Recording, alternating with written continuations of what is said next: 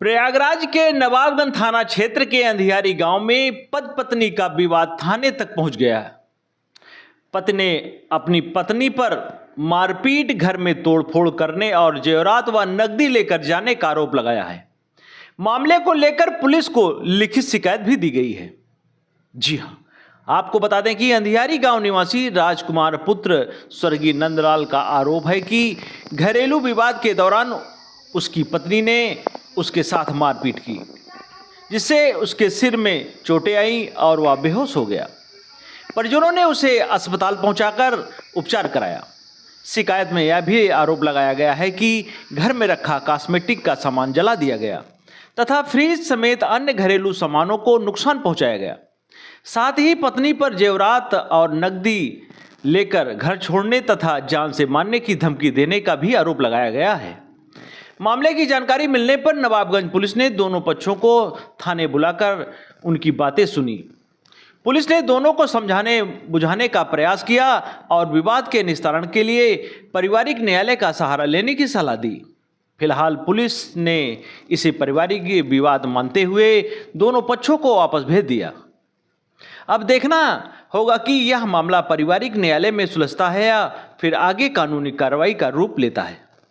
नमस्कार साथियों, मैं हूं आपके साथ यश के मौर। आप देख रहे हैं हिंद 7 न्यूज़। इस समय हमारी मौजूदगी प्रयागराज जनपद के अंधियारी ग्राम सभा में।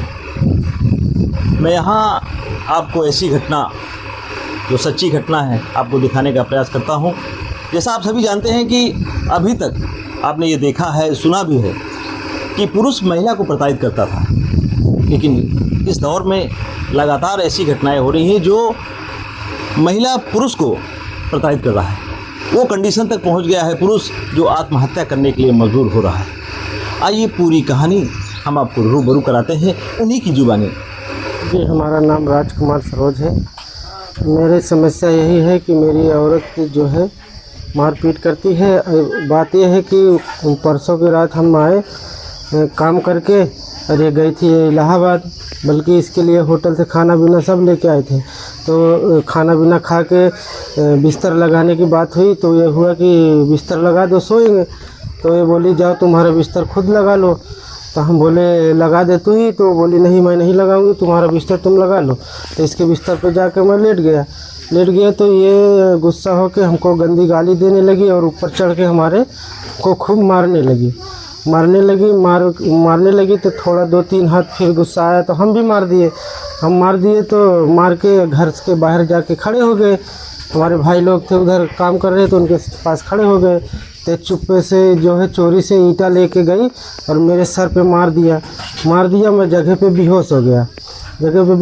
तो मेरे भाई लोग जो है उठा के अस्पताल लेके गए और ये लगेज मारने के बाद लगेज घर में घुस के दरवाज़ा बंद कर ली और झूठा आरोप लगा रही भाइयों लोगों को कि हमको जान से मारने का ये करे। अब भाई लोगों को इल्ज़ाम लगा रही झूठा कि हमारे भाई लोग इसको मारे, जो कि एक हाथ नहीं लगाए।